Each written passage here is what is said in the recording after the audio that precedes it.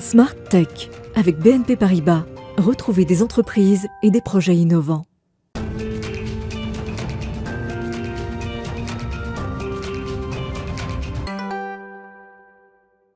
Bonjour à tous et bienvenue dans Smart Tech, l'émission que vous regardez en direct sur Bismart à 11h comme chaque matin. Vous savez que le vendredi, c'est l'occasion de découvrir les coulisses d'une activité à travers une personnalité qui l'incarne, qui l'habite. Et aujourd'hui, ma personnalité, mon invité, est une ingénieure des télécoms qui a démarré sa carrière en 1990 chez France Télécom Orange pour finalement se lancer assez rapidement dans l'aventure entrepreneuriale. Associée dans une start-up et puis ensuite, elle a fondé son entreprise, rejoint 2 sociétés de conseil en télécommunications. Autre virage pris par mon invité, elle s'engage en politique, elle devient députée d'Eure-et-Loir pour agir ensemble, co-rapporteur de plusieurs rapports d'information sur le numérique, membre de la commission des affaires économiques de l'Assemblée nationale, coprésidente du groupe d'études parlementaires cybersécurité et souveraineté numérique de l'Assemblée nationale. Vous l'avez compris, elle s'impose comme une experte des sujets de société numérique et des télécoms dans les territoires. Donc c'est un profil plus terrain, plus opérationnel qu'habituellement, qui a été nommé cette année à la tête de l'autorité de régulation des télécoms. Je l'interrogerai bien évidemment sur la qualité des accès à Internet en France, mais aussi sur les préoccupations environnementales autour du numérique, sujet que nous avons beaucoup abordé ces jours-ci dans Smart Tech, et également sur ses actions et priorités. Ce sera donc la grande interview de Laure de la Rodière, présidente de l'ARCEP. Et puis Smart Tech se refermera sur son grand rendez-vous dans l'espace. Il est dédié cette semaine à l'annonce d'1,5 milliard d'euros annoncé dans le spatial dans le plan France 2030. Mais ça, c'est pour tout à l'heure. Tout de suite, place à l'interview régulation.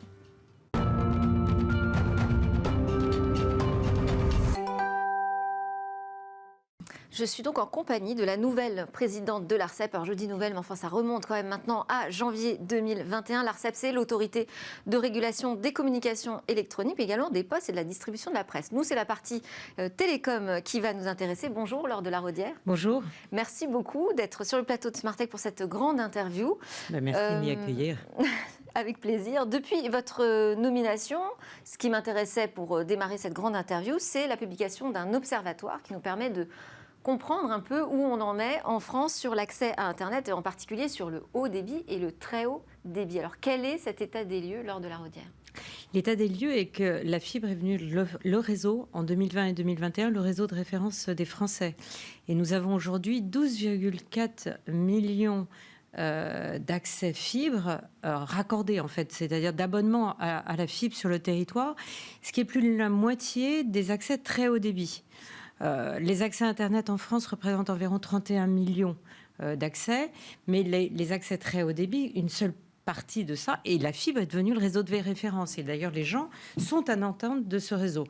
La bonne nouvelle, c'est que les déploiements se passe vite sur les territoires. On a raccordé plus de 6 millions de locaux l'année dernière. Alors je dis on, c'est pas l'ARCEP qui fait ça.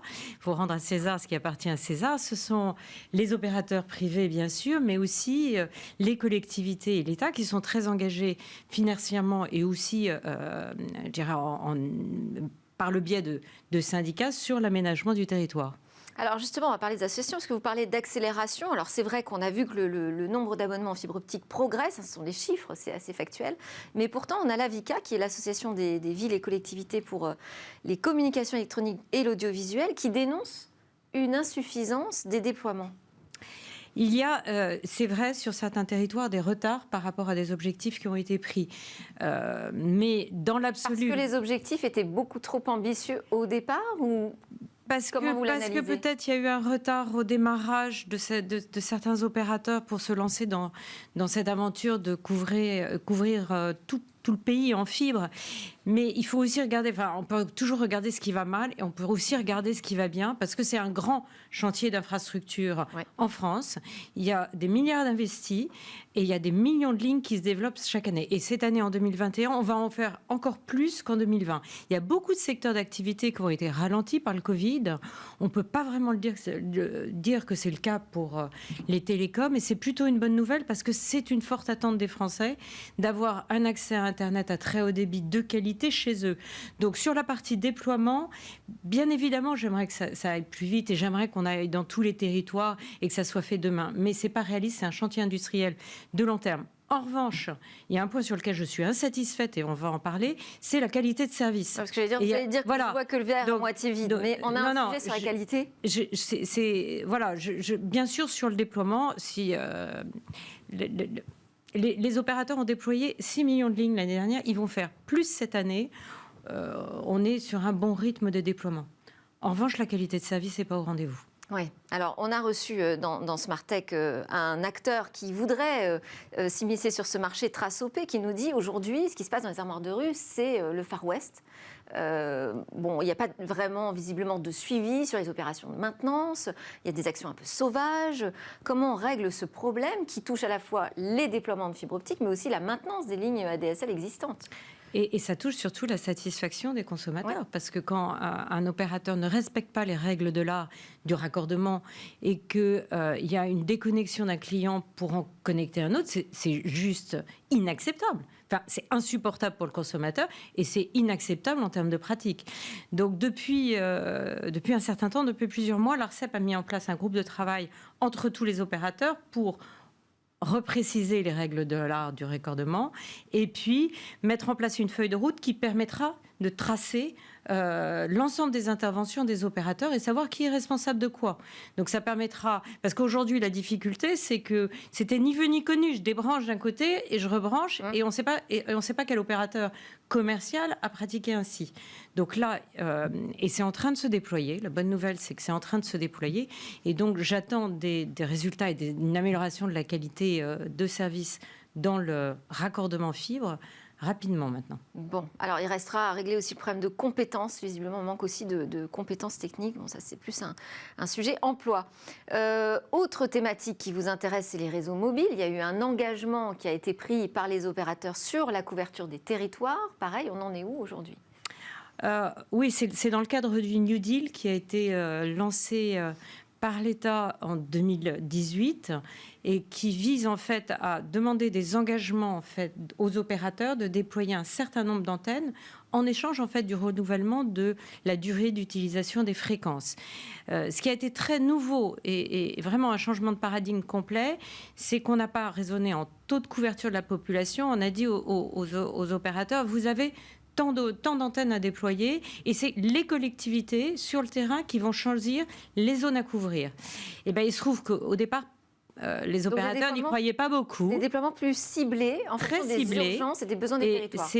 Dans chaque département, il y a un comité de pilotage qui est en général animé par l'État, qui va dire cette année, sur les 5, 6, 10 antennes qu'on doit déployer dans le cadre de ce projet de couverture, on va choisir telle commune plutôt que telle autre. Et ça se passe bien. La bonne nouvelle, ça se passe bien. Il y a déjà 830 antennes qui ont été mises en service dans le cadre de ce programme. Ça se passe bien aussi parce que les antennes sont majoritairement mutualisées, ce qui est une forte attente des territoires ruraux. Donc, je crois qu'on a plus de 803 antennes sur les 830 qui ont les 4 opérateurs. Les collectivités trouvent que c'est un bon programme et c'est une bonne façon d'avancer sur la couverture numérique du territoire. Et les opérateurs ne s'en plaignent pas non plus. Et donc, on parle d'antennes 4G. Et même la Cour des comptes, qui a rendu un rapport devant le Sénat la semaine dernière, dit que c'est une bonne politique publique. Elle émet des recommandations. On parle d'antenne 4G, juste pour préciser. Alors, on parle d'antenne 4G. Dans le cadre du New Deal aussi, il y a un point très important qui a été la généralisation en fait, de toutes les antennes en 4G. Beaucoup d'antennes, un peu moins de la moitié, étaient encore en 2G, 3G avant ce programme. Aujourd'hui, 99% des antennes en France sont 4G. Donc la généralisation de la 4G a eu lieu grâce à ce programme New Deal. Et là, on est en plein dans le déploiement de la 5G. Il va y avoir aussi des nouvelles attributions de fréquences pour arriver à cette 5G qui nous promet monts et merveilles, plein de nouveaux services et de nouvelles fonctionnalités. Ça arrivera a priori après l'échéance présidentielle, la nouvelle présidence. Alors, la nouvelle bande de fréquence dont vous parlez, c'est une bande qu'on appelle la bande millimétrique de 26 GHz. Et oui, l'attribution de fréquence arrivera après, sans doute fin 2022. Pour l'instant, l'ARCEP réalise beaucoup d'interviews, beaucoup d'auditions, de rendez-vous avec les acteurs susceptibles d'utiliser cette bande qui a des caractéristiques très spécifiques. C'est pas pour aménager le territoire, la bande 26 GHz, parce que les ondes ne se diffusent pas très loin. Mais en revanche, la bande de fréquence est très large, donc elle permet des très hauts débits. Et deuxièmement, elle permet aussi une forte latence. Donc il y a des besoins spécifiques, industriels. De réduire la latence, en fait. De réduire la latence. Donc il y a des besoins, oui, pas une très grande latence, oui. Réduire la latence. Et il y a des besoins industriels enfin, il y a des industries qui sont intérêt à utiliser cette bande de fréquence. Dès qu'on est en train de regarder si on doit adapter nos procédures d'attribution des fréquences en fonction des attentes en fait des acteurs qui vont utiliser ces bandes de fréquences. Ça peut être un bouleversement important parce qu'on pourrait imaginer qu'on attribue des fréquences 5G pas seulement à des opérateurs télécoms, mais aussi à des acteurs privés, des entreprises, des industriels. Exactement. Pour l'instant, aucune décision n'est prise. On réexplique aussi au monde industriel que nous avons dès à présent une plateforme d'expérimentation, un bac à sable réglementaire, si vous voulez, pour l'utilisation des fréquences 5G. Alors les fréquences on les appelle. Si vous avez des projets, n'hésitez pas en fait à nous contacter pour qu'on puisse regarder avec vous si vous voulez avoir des fréquences pour expérimenter les futurs usages que vous aurez. Bon, pas de décision prise pour l'instant, en tout cas là-dessus, sur cette ouverture de l'attribution de fréquences. Préoccupation qui va avec le sujet 5G, d'ailleurs, c'est préoccupation environnementale. Là-dessus, l'ARCEP nous dit, nous, on a envie de s'impliquer dans ce sujet, on veut créer un baromètre vert. Alors expliquez-nous quel est l'objectif et comment la régulation peut avoir un poids sur l'impact environnemental du numérique. C'est un sujet qu'a identifié l'ARCEP dès 2019 et c'est un sujet qui est maintenant dans le débat politique puisque pas plus tard que cette semaine, je crois, la proposition de loi de Patrick Chaize sur l'empreinte environnementale du numérique a été adoptée conforme au Sénat. Donc, et elle donne des pouvoirs à l'ARCEP justement pour ce baromètre du numérique. L'idée, en fait, c'est d'en faire un nouvel axe de régulation. Le numérique consomme de l'énergie. Et nous, notre rôle, c'est de conjuguer une attente des citoyens qui est la réduction de l'empreinte environnementale sur l'ensemble des secteurs, mais sur le numérique aussi, avec le développement des usages. Et on se dit que la meilleure façon, dans un premier temps, c'est d'y voir clair en collectant les données de l'empreinte environnementale du numérique. Auprès de qui, alors ? Alors, aujourd'hui, nous avons un pouvoir de collecte auprès des opérateurs. Oui. Et donc, nous avons commencé ce recensement. Et nous espérons que récupérer un pouvoir de collecte par le biais de la loi, bien évidemment, auprès d'autres acteurs du numérique, notamment les équipementiers, les fabricants de terminaux, les hébergeurs, pour avoir finalement un tableau plus complet de cette empreinte du numérique, parce qu'aujourd'hui, les réseaux et la collecte auprès des opérateurs ça représente que 5% de l'empreinte totale du numérique. Le gros, en fait, de l'empreinte du numérique, c'est les terminaux, la fabrication en particulier, et les usages. Et c'est tout type de terminaux. C'est-à-dire que c'est pas seulement les smartphones, qui représentent que 13%, excusez-moi pour tous ces chiffres, 13% des 80%, mais les PC, les télévisions, en fait, l'ensemble des terminaux des terminaux numériques qu'utilisent les citoyens. Et alors là, pour avoir ce pouvoir de collecte auprès d'opérateurs, enfin d'acteurs de l'industrie du numérique qui ne sont pas directement régulés par l'ARCEP, pas du tout même, comment vous allez pouvoir agir ? Je vous ai dit, il faut un texte de loi. Oui, parce que pour l'instant, le Conseil constitutionnel est plutôt opposé au sujet. Alors, le Conseil constitutionnel a jugé ce dispositif un cavalier législatif.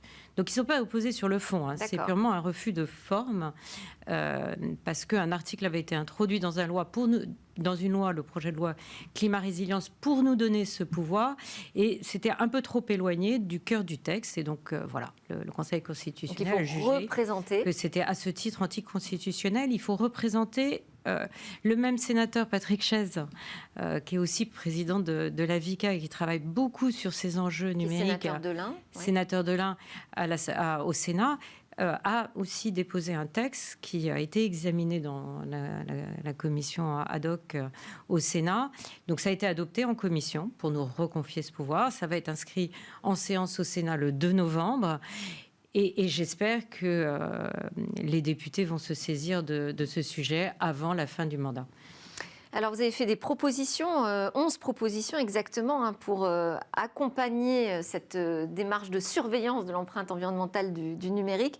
Notamment, à l'intérieur, moi j'ai trouvé le fait d'intégrer dans les prochaines attributions de fréquences une obligation sur l'empreinte environnementale. C'est une demande du gouvernement vis-à-vis de l'ARCEP. Encore une fois, on est en train d'étudier la façon dont on va attribuer ces bandes très spécifiques 26 GHz. Et une des obligations que nous a demandé d'étudier le gouvernement est le fait d'y mettre des objectifs environnementaux. Ça, c'est une prise de position politique forte.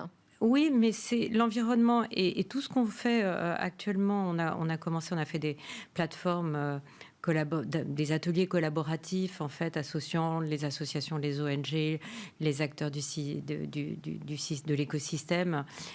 Tout ce travail en fait est bien pour mettre l'environnement comme un objectif nouveau de régulation.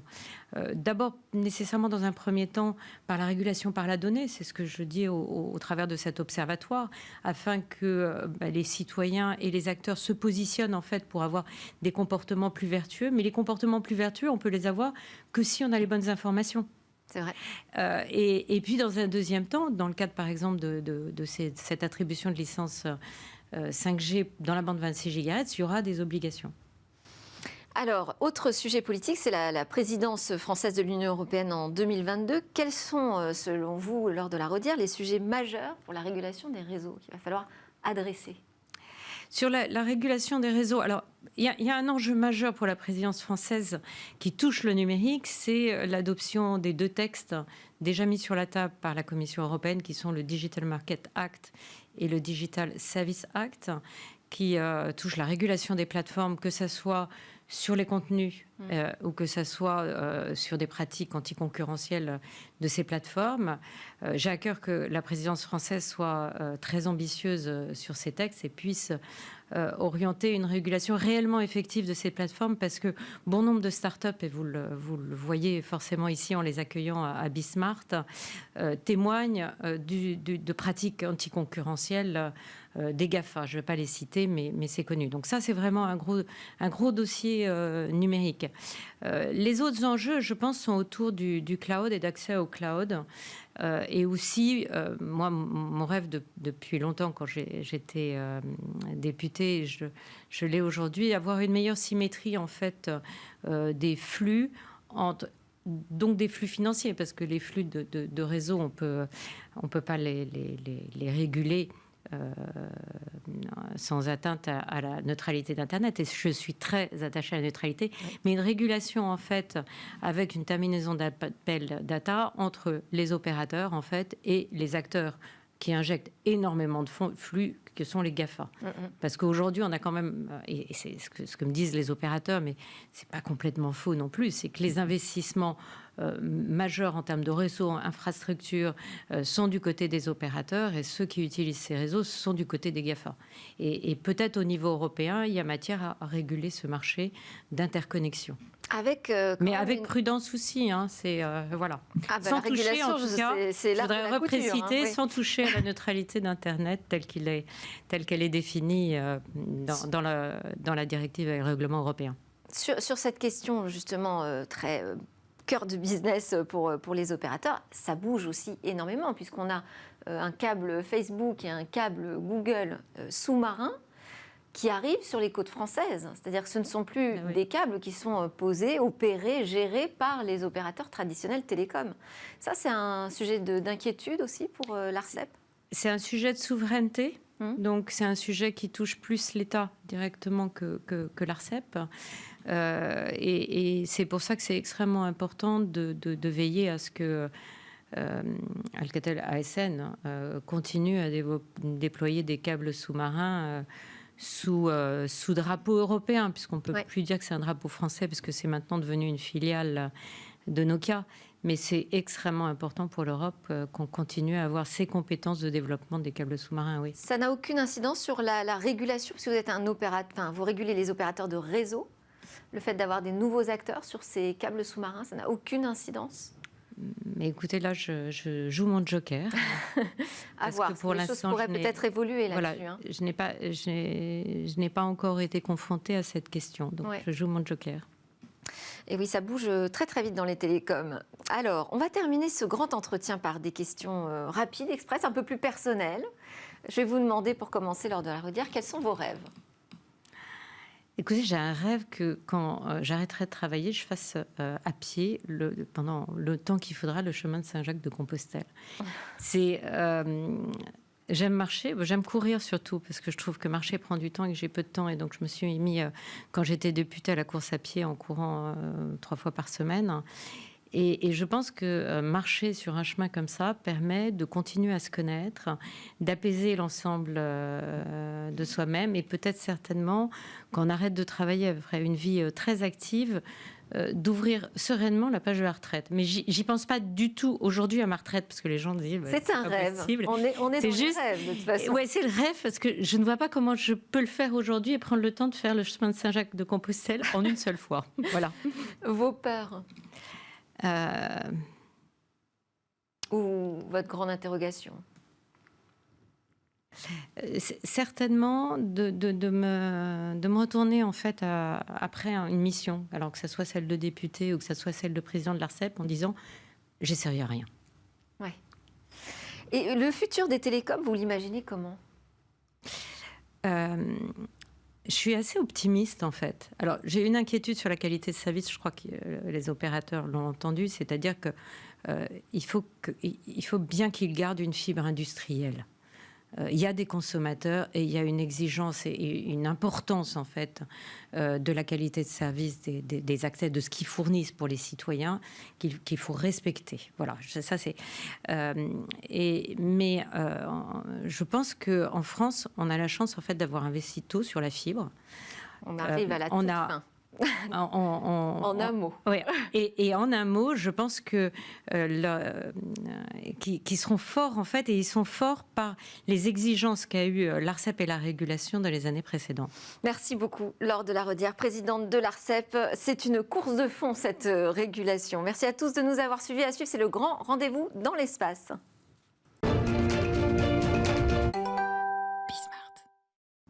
Bonjour à tous et bienvenue dans Smart Space. 1,5 milliard d'euros pour le secteur spatial. Emmanuel Macron a dévoilé la semaine dernière son plan France 2030 pour l'innovation à hauteur de 30 milliards d'euros. Et le secteur spatial a trouvé sa place dans les projets de financement à long terme du gouvernement. Pour en parler avec nous en plateau aujourd'hui, Christelle Astorg-Lépine. Bonjour, bienvenue sur le plateau. Vous êtes présidente de Blast, l'accélérateur dédié aux startups du New Space chez Starburst.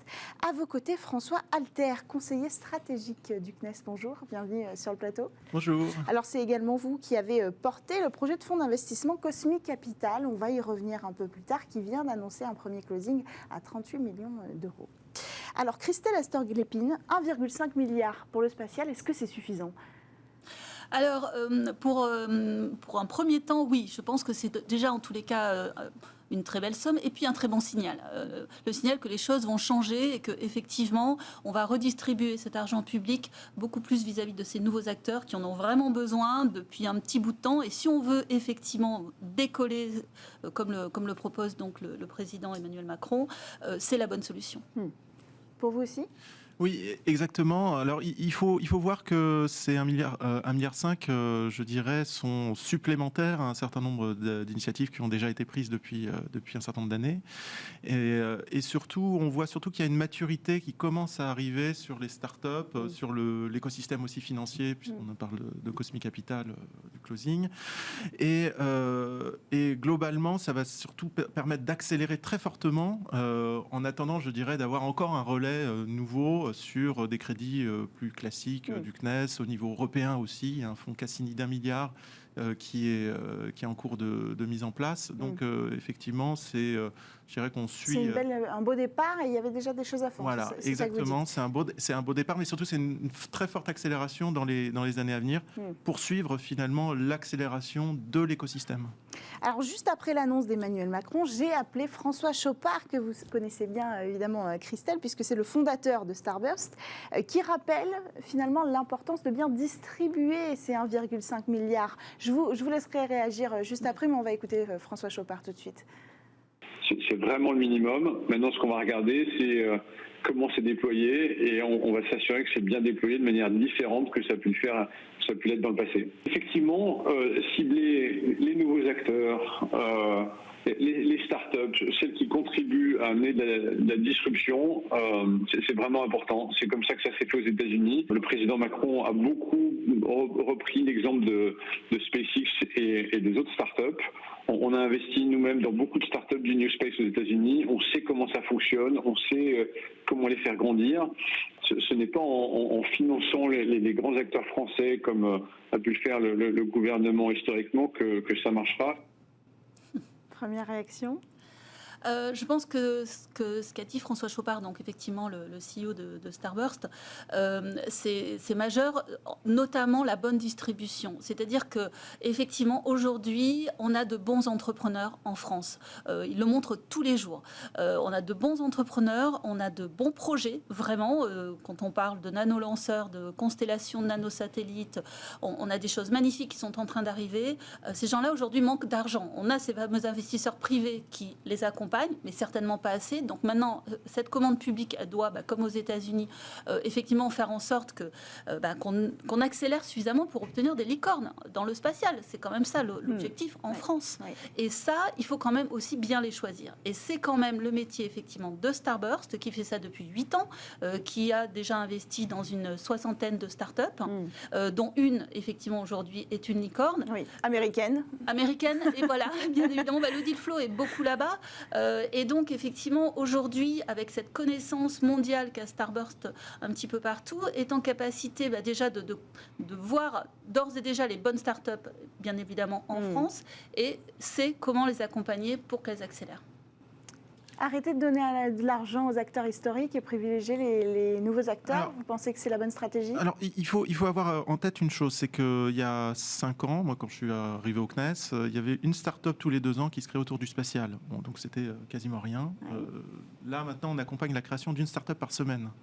C'est énorme. Voilà, c'est énorme. On ne parle plus du tout de la même chose.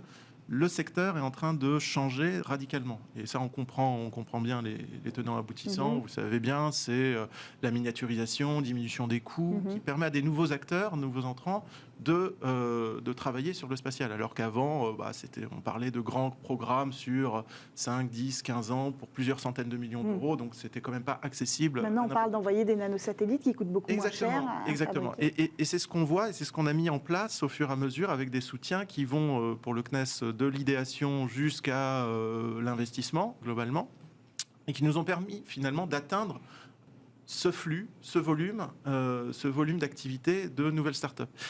Et derrière ça, après, en fait, la prochaine étape, effectivement, c'est de faire en sorte que ces startups qui sont quand même, qui étaient, parce qu'elles étaient jeunes, plutôt, je dirais pas encore matures, deviennent des licornes, effectivement, très rapidement.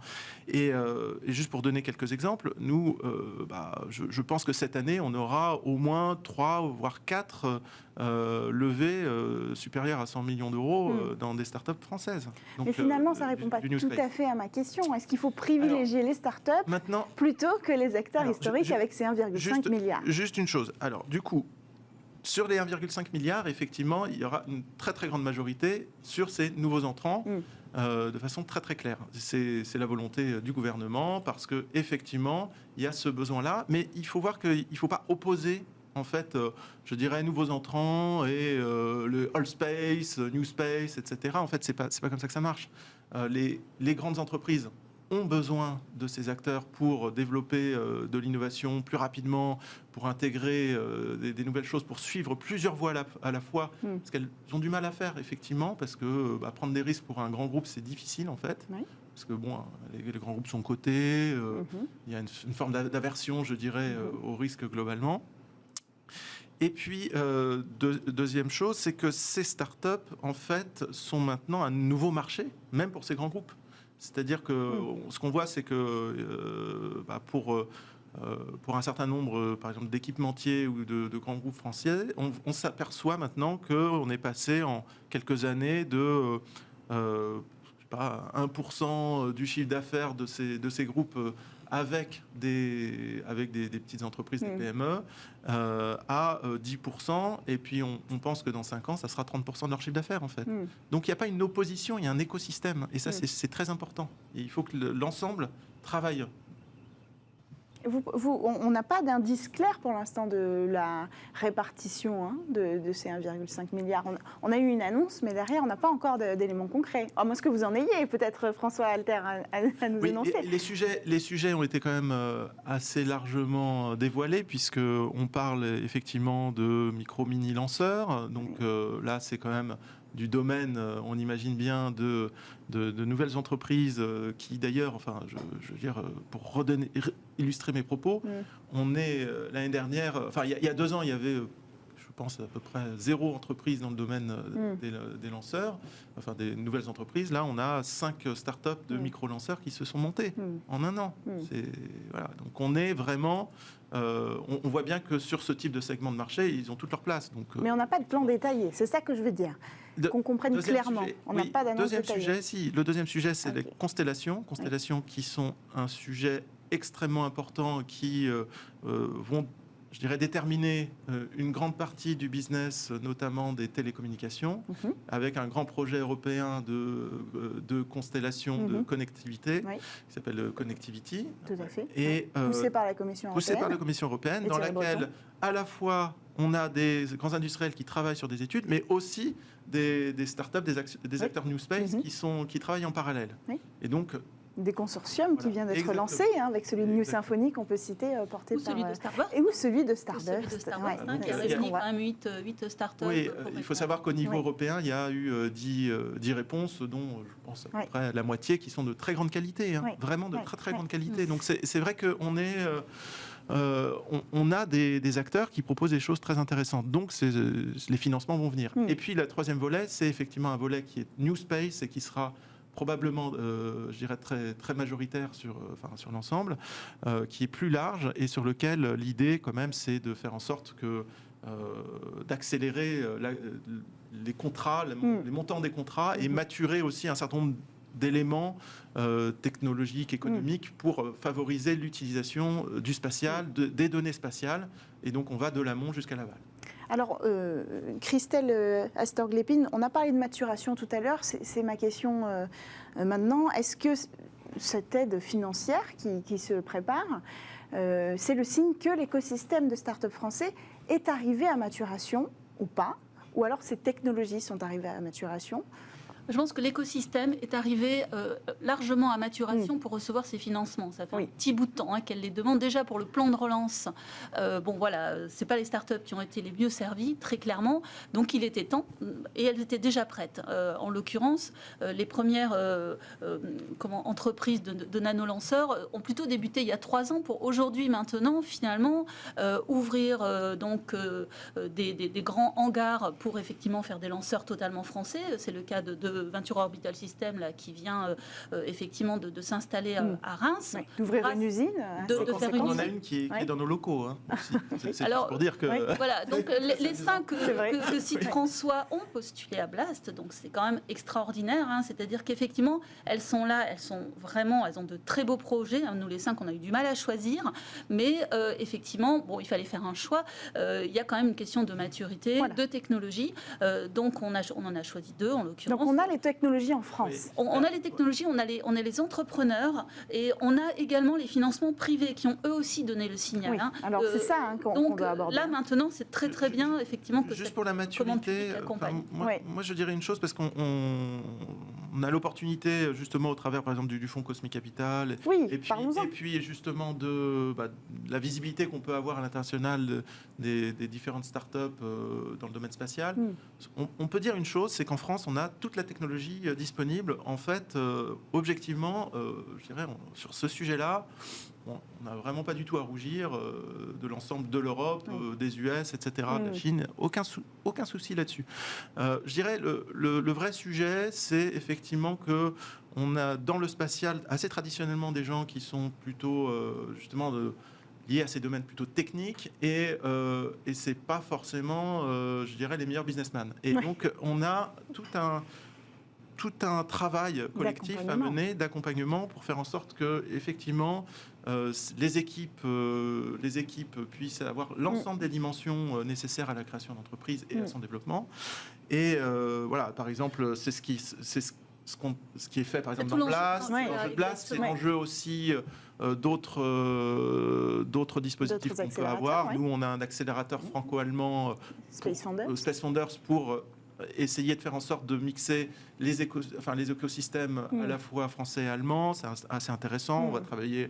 On a un partenariat avec Blast qu'on a envie de développer très fortement.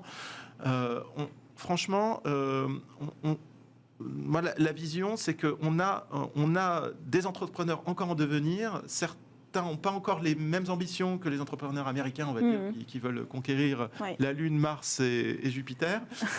Mais ça commence à venir. Ça commence à venir. Et nous, voilà, on est ravis de pouvoir les aider et d'augmenter, je dirais, notre contribution à cet écosystème. Alors toujours sur le financement, pour accompagner de cette façon-là aussi ces startups qui ont les technologies mais qui ont besoin d'investir dans ces technologies, il y a le public mais il faut se tourner aussi vers le privé. C'est pour ça que vous avez lancé Cosmic Capital, qui est un fonds d'investissement dédié au New Space. Est-ce que c'est la solution? Je me tourne vers vous dans une seconde. Est-ce que la solution doit venir aussi des fonds d'investissement, Christelle, et ensuite on abordera? C'est majeur. C'est majeur parce qu'en fait, toutes ces technologies dont on parle, les technologies du spatial, c'est des technologies qui coûtent cher. Donc effectivement, par rapport à des plateformes, on va dire digitales, clairement, on ne parle pas de la même chose quand il s'agit d'investir et de monter vraiment du hardware, notamment avec des technologies qu'on souhaite quand même deep tech. Ça coûte très cher. Donc il faut effectivement que tout le monde s'y mette. Et donc le fonds Cosmic Capital va être majeur. La très bonne nouvelle, donc ça c'est vraiment un très bon signal parce que c'est aussi des grands groupes, des corporates qui sont là autour. Je pense que comment François a souligné effectivement la bienveillance de cet écosystème, c'est aussi ça qui est pour le coup plutôt très neuf, vraiment depuis 6 mois, 1 an. Je trouve que voilà, il y a une prise de conscience globale en France qui est qu'on doit tous travailler ensemble. Et nous, en l'occurrence, dans Blast, on travaille avec beaucoup de corporates. Alors bien évidemment le CNES, mais également l'Agence Innovation Défense, le commandement de l'espace. Et ce qui est vraiment extrêmement intéressant dans le modèle, c'est qu'on travaille avec des corporates. C'est-à-dire qu'ils vont vraiment travailler avec nous pour qu'on les aide à justement trouver les bonnes startups pour qu'elles puissent effectivement utiliser cette innovation. Donc ça, c'est important, ce niveau de financement dont ont besoin effectivement les startups aujourd'hui. C'est pour ça qu'il faut que tout le monde s'y mette, vraiment. Mais le public. On se rend compte que c'est pas évident, 38 millions d'euros. C'est pas énorme. C'est pas énorme et ça n'a pas été évident, j'imagine. C'était un bon départ, mais ça n'a pas été évident à aller chercher. Oui, effectivement. Lever des fonds pour un fonds, c'est, je dirais, pour les entrepreneurs qui nous écoutent, c'est un peu, je dirais, l'équivalent de lever un premier round d'investissement, mais en version XL, puisque les montants sont supérieurs. Et là, dans le cadre du spatial, notre expérience, c'est qu'on a démarré finalement assez tôt, effectivement, cette affaire, mais on était, je dirais, très précurseurs, et à un moment où l'écosystème en France était quasiment inexistant. Alors donc on est allé voir pendant assez longtemps, on a fait de l'évangélisation finalement des investisseurs, notamment des financiers qui étaient très ouverts sur la question du spatial, mais un peu frileux quand même. Pas forcément frileux, mais la question qu'il posait, mais c'est, y a-t-il des entreprises? Pouvez-vous nous les montrer? Donc il y a besoin d'exemples en fait. Et donc tout ça, c'est... Peut-être que c'est arrivé un tout petit peu tôt en fait. C'est arrivé un peu tôt. Non, mais pas forcément, parce qu'en fait, ces éléments, en fait, ce travail-là a permis à un certain nombre, finalement, de Space Tech d'être financé par la suite, parce qu'il y a un certain nombre de personnes que nous on a pu voir avec Carista, donc qui est le fonds, qui est l'équipe de gestion qui gère le fonds Cosmic Capital.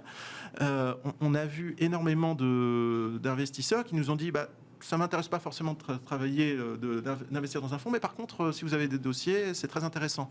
Et j'ai des tas d'exemples d'entreprises pour lesquelles, finalement, ce travail-là a servi très, très immédiatement. Oui. Deuxième sujet, c'est qu'on a mis très tôt aussi en place des éléments d'investissement avec la création du Space Ticket, donc en partenariat avec BPI France. Et pour lesquels, finalement, on est sur des petits montants, certes, mais qui ont permis à déjà une quinzaine d'entreprises du spatial d'être financées sur leur tour d'amorçage. Donc, on a favorisé déjà l'émergence de ce premier set d'entrepreneurs qui maintenant sont capables de lever des séries A, des séries B, etc. Comment on convainc, Christelle, les investisseurs français européens, puisqu'il faut rappeler que Cosmic Capital est un fonds européen, comment on incite les investisseurs français et européens à venir investir dans le secteur spatial? On convainc avec des exemples qu'on peut montrer. Donc effectivement, nous, on est beaucoup sollicités par des investisseurs effectivement qui nous demandent d'avoir accès à notre deal flow, à notre sélection. Donc c'est clair que ça a une richesse, ça a de la valeur. Donc avec le travail de scouting qu'on peut faire en France, en Europe et dans le monde, c'est clair que ça donne confiance parce que voilà, on a su faire. Et ensuite, on convainc également avec la qualité de l'accompagnement qu'on va donner. C'est-à-dire que nous, en l'occurrence, on prend de la participation dans les startups qu'on accompagne. C'est important, c'est-à-dire qu'en fait, on est à leur côté. On est finalement actionnaire et ça veut dire qu'on sera à leur côté pendant toute leur vie. C'est ce qu'on leur explique. Nous, on veut les accompagner longtemps, pas seulement pour Blast pendant une année, mais après, on sera de toute façon toujours là pour leur apporter le meilleur écosystème parce qu'effectivement, on a toujours cette belle connaissance des grands programmes. Ce qui convainc aussi, c'est la diversité des marchés. Ça, c'est un vrai enjeu pour Blast. C'est qu'aujourd'hui, soit vous avez des startups plutôt space, soit plutôt défense, soit plutôt aéronautique, en l'occurrence pour le programme Blast. Et du coup, ce qu'on fait là comme travail, c'est que quand elles sont spécifiques dans un marché, on leur ouvre les portes d'un autre marché. Parce que nous, on est persuadés qu'ils sont quand même très, très liés. Et ça, du coup, ça va faire que les startups vont pouvoir maturer, se stabiliser, se consolider et donner effectivement beaucoup plus confiance aux investisseurs. Donc, accompagner nos entreprises pour convaincre les investisseurs qu'elles sont soutenues, qu'elles sont encadrées. Ce sera le mot de la fin. Alors, une conclusion au niveau européen. C'est important, le fonds Cosmic Capital est au niveau européen, il faut un ancrage local, mais une ambition européenne. Exactement, c'est la clé. C'est absolument essentiel, effectivement. C'est ce qu'on essaye de faire en l'occurrence, effectivement, avec Starburst et avec Blast. C'est-à-dire que localement, on est implanté pour bénéficier de l'écosystème local, tout en ayant la bonne connaissance, finalement, et de l'écosystème européen qui peut participer, parce que, quand même, le sujet, il est européen. Oui, voire mondial. Merci à tous les deux d'être venus sur le plateau de Smart Space. Christelle Nastor-Glepin, je rappelle que vous êtes présidente de Blast, l'accélérateur dédié aux startups du New Space chez Starburst. Et vous, François Alter, conseiller stratégique au CNES, et vous avez porté le fonds Cosmic Capital pour le CNES. Merci d'être venus débattre ensemble sur ce sujet et cette annonce de 1,5 milliard d'euros qui vont être dédiés au secteur spatial. C'est la fin de Smart Space, c'est la fin de Smart Tech. Vous retrouvez votre émission dès lundi sur Bismart. À très vite.